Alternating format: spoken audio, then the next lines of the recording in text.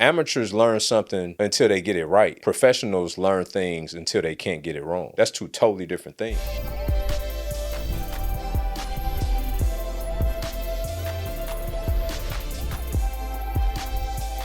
What's up, B&B family? Welcome back to the pod. There's very little that I look forward to doing every week. This is one of those things. I look forward to having conversations with y'all. I look forward to the feedback from our conversations. It's really been a blessing to hear from all of y'all that's been subscribing, that's been sharing with others. And I just really appreciate all of the feedback and the encouragement to keep moving this thing forward. And more importantly, that is helping y'all, right? Because for me, the whole essence of where the pod came from was obviously I'm front facing a lot. I'm always shooting videos. I'm always doing speaking engagements. I'm always doing webinars and challenges, and I'm always front facing. But very seldom do people get to see behind the scenes. And so a lot of the conversation that I have with my friends, my constituents, my business partners, a lot of those conversations are super meaningful, but they never make it to the forefront because the other mediums, whether it been shooting a video for social media or what have you, don't always warrant themselves for the type of conversation that I have behind the scenes. So now I get to have these behind the scenes conversations with y'all. And the reason why that's important is because the behind the scene conversations that I have with people really move the needle in both their lives as well as my own. And so I wanted to bring that to y'all. And so here we are. And I'm committed to doing this. You guys are committed to listening. And more importantly, not being just hearers of the word, but doers of it, right? So my prayer and hope is always that not only you listen and glean from the things that I share on this, but that you actually apply them and take the action on them so that we see real transformation, not only in your lives, but in those that you lead in your businesses and otherwise. And so with all that being said, I got a topic today that I think really plagues business owners, aspiring business owners, all of you who listen to this podcast.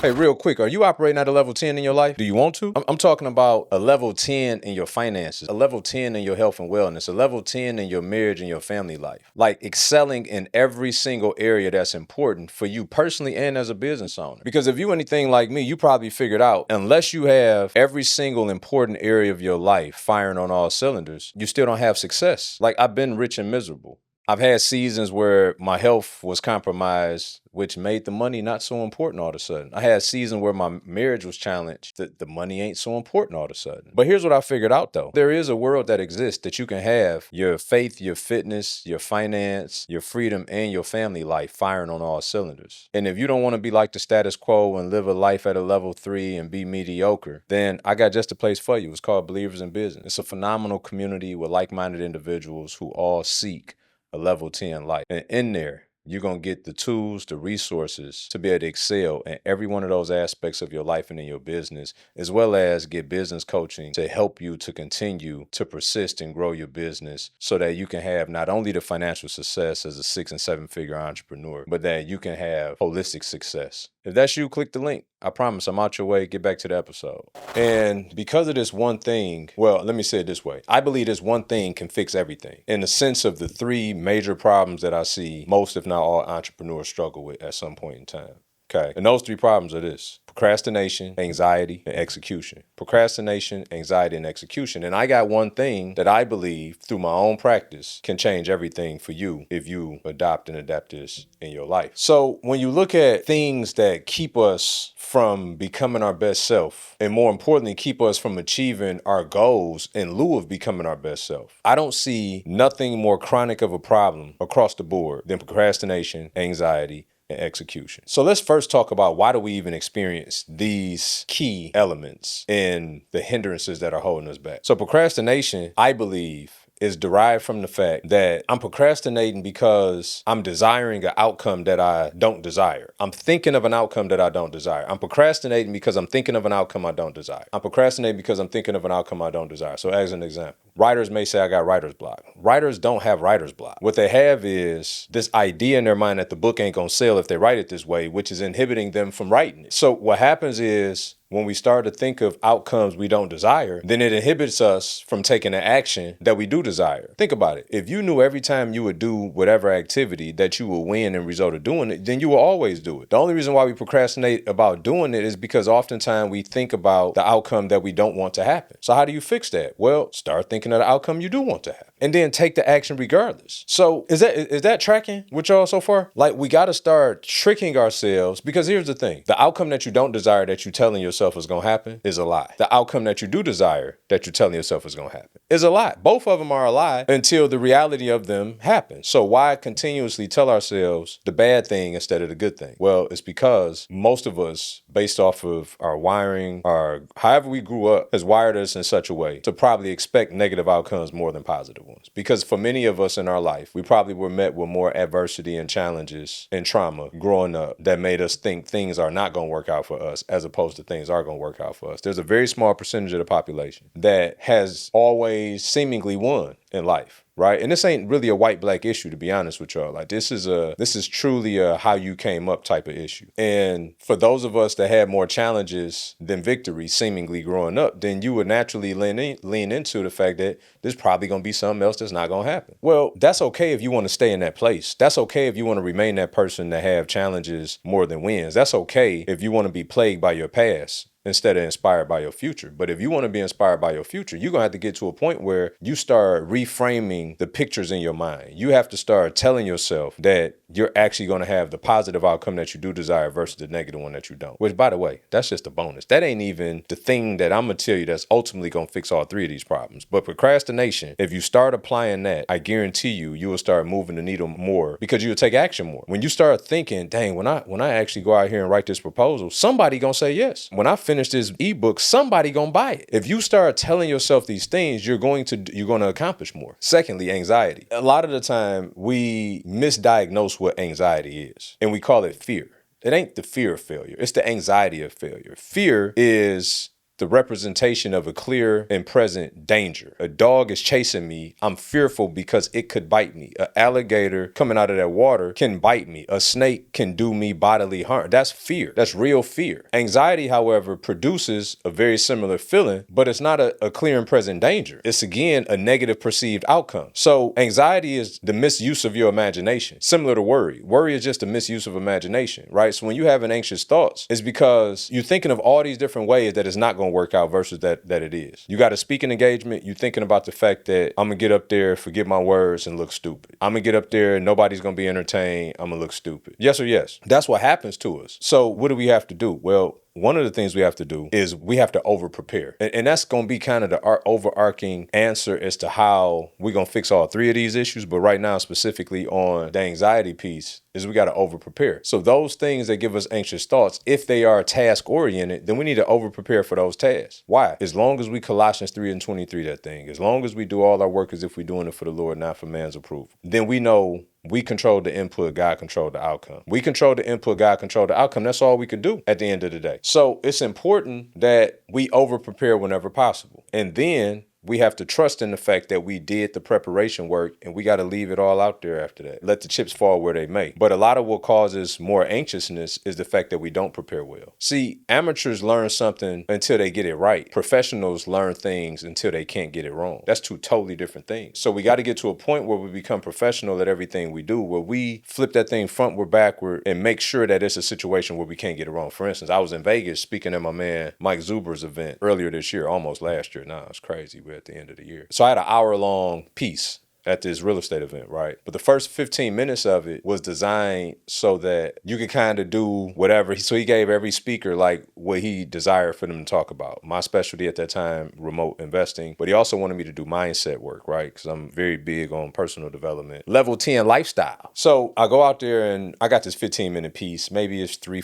probably 5 or 6 slides, but I don't take that for granted because it's 5 or 6 slides. Like I go over that thing. I probably went through my part, 15-minute talking point. I probably went over that thing 30 times, literally, to the point where the night before I'm in the hotel in Vegas and one of my mentees was there with me and I did it in front of him. I did it in front of him without even having the slides, right? So I really memorized the thing. The slides were just there as a point of reference for the crowd, which should be the case in all your presentations. The slides should be a rudder, so should you go off course, you could come back. And more importantly, it gives them a visual aid to have a point of reference of why you're talking. Okay. The slides should not be there to guide you through your conversation as if you don't know your conversation. Y'all got that? Okay.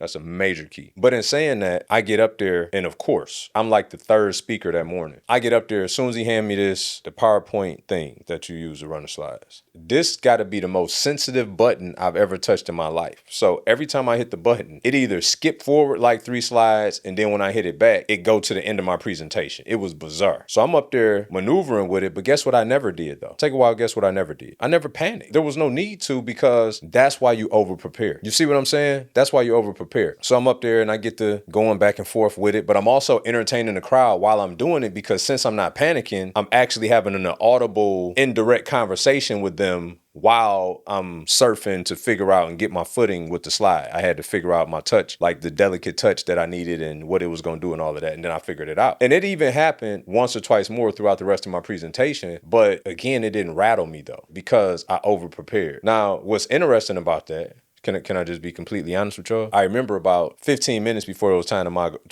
was my time to go on, I looked at my mentee and I said, bro, I forgot my presentation. You know what I'm saying? I said, I forgot my presentation. He said, man, you tripping. I saw you do it with no slides last night. I'm like, bro, I done forgot everything I'm supposed to say. And so what I do? I went in the back, found me a quiet place by myself. I talked to God for a minute. I'm like, Lord, I have no idea like what's going on in my mind right now, but I trust you. I trust what I put in me, and I trust that you're going to pull it out of me when that time comes for you to do so. And then, of course, as soon as I get up there, the slide's not working right. You see how God got a sense of humor sometimes? And he showed me very quickly, no, you remember everything. You know what I'm saying? Because you don't have at your disposal that thing you thought you had. And I quickly figured out I did. And so it's just another example that you can never go wrong by being over-prepared. Okay, so anxiety, number 2. Number 3, and this is my love language, y'all. I see so many entrepreneurs plagued by this. This ain't my problem. So many people, I would say 70% of the population probably is phenomenal at ideation. Everybody can think when they so choose to. Right? Even people that aren't very intelligent from an IQ perspective can come up with ideas. God blessed us all with a part of his creativity inside of us. And our lot in life is to take the essence of what he put inside of us and make it manifest outside of us, right? To give him the glory. So people can, if they just think, like they can come up with ideas. Where most people fail is they don't go from concept to practicality. They don't go from ideation to execution. And so one of the biggest reasons for this is because of anxiety and procrastination. Think about that. Like if you struggling with hyper procrastination, hyper anxiety, you ain't executing on nothing. It's giving you every reason not to. So if you're somebody that's been struggling in any one of these 3 areas, procrastination, anxiety, execution, I'm going to help you right now. Do you want me to help you get free? Do you want me to give you the thing that's going to solve 90% of that problem? And by the way, when y'all go get all this new money, don't forget about your boy.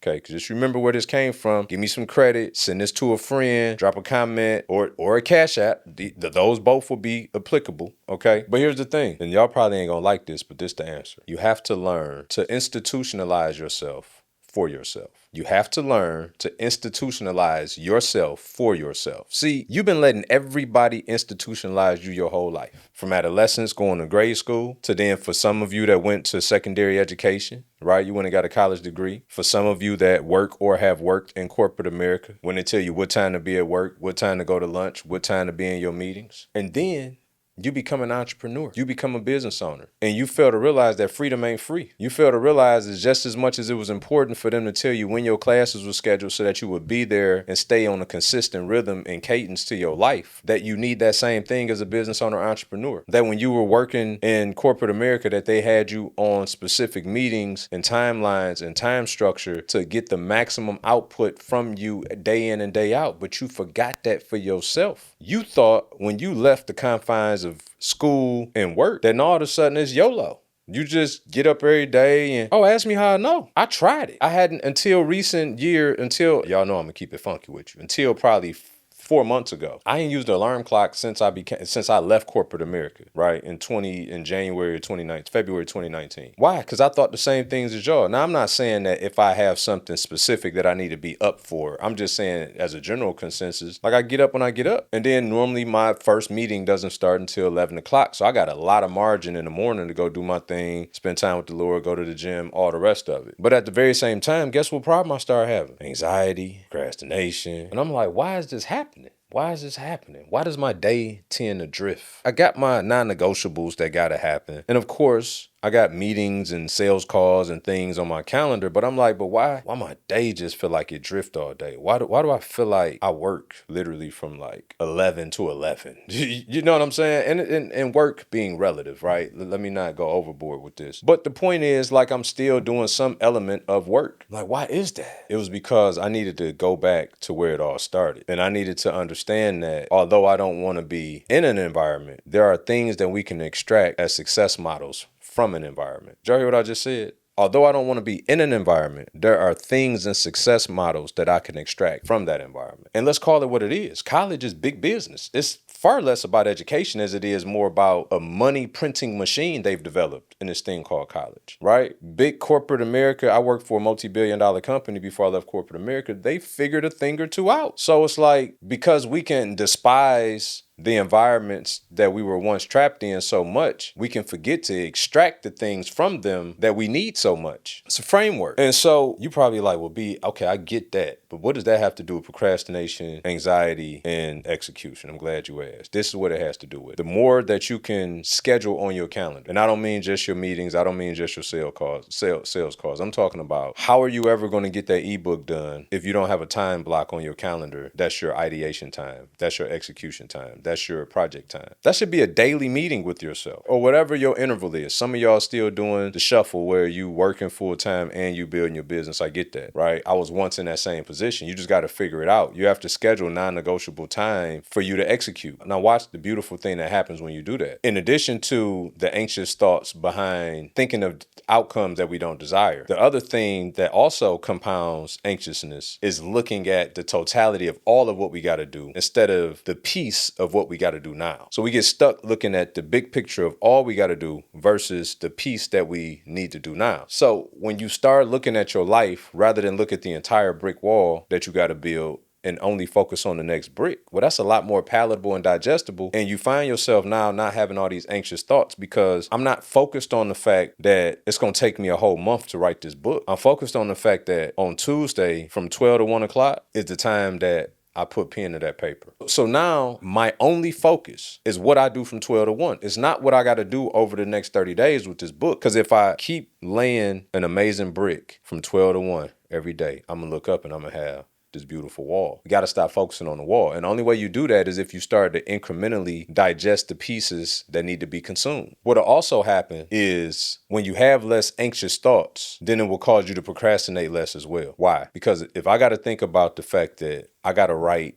100 pages, that's overwhelming. But if I know I only got to worry about 3 to 5 pages today, I'm inspired now. I'm not discouraged, I'm encouraged. I know I can knock out the 3 to 5. For example, today I'm shooting 2 pods. If I had to shoot, say we post twice a week, so twice a week, plus we like to stay ahead. If I was focused on the fact that I got to shoot 15 pods this month, I would be far less encouraged. The fact that I know I just got to shoot 2 today and I'm done within an hour, sign me up. I'm ready. You see what I mean? But it's a planned event though. It's not randomly happening. Here's another part. If I don't have it planned daily and it's just like, I know I got to get to it, here's what happens. It's similar to having too many tabs running open on your computer. So these tabs are running open in the background and you can't focus on what's in front of you because in the background, this tab is still running, letting you know of all the stuff you need to do. You got to close out these tabs so that you can focus on one thing at a time. Is that making sense? So that's going to help you get rid of your procrastination and your anxiety.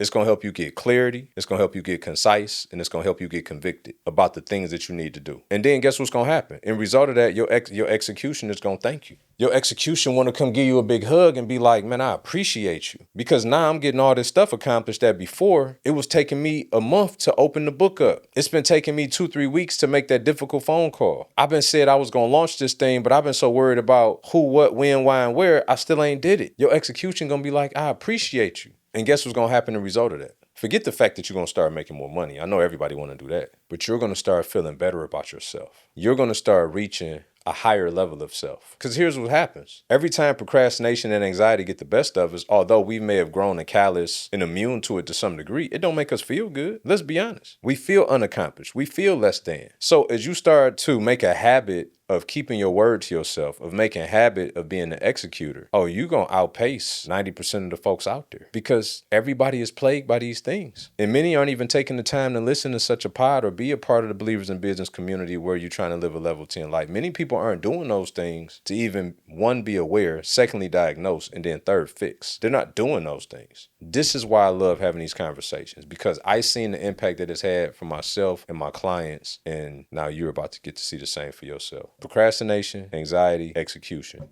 can all be fixed by institutionalizing yourself. Your calendar becomes your success plan. So any area of your life that you say you want to grow in, any area of your life that you want to accomplish in, any other area of your life that you have goals in, if they're not on your calendar, they're not going to happen because you will consistently be plagued by procrastination, anxiety, and lack of execution. If this was helpful for you, obviously, shout me out, let me know in the comments, but give this to a friend, associate, business partner, affiliate, somebody to bless them as well. And I'll see y'all in the next one. Stick to the mission.